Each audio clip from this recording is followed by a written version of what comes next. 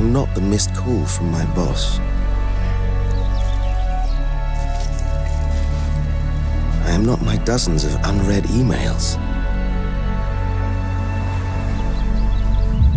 I am not my to-do list.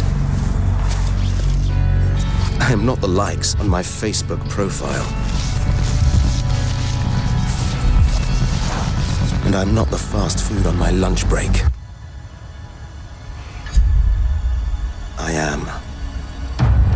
I am the leaves falling on my shoulders. I am the grass beneath my feet. The wind blowing through the trees. I am the water flowing between the stones. The soil running between my fingers. I am the choices I make.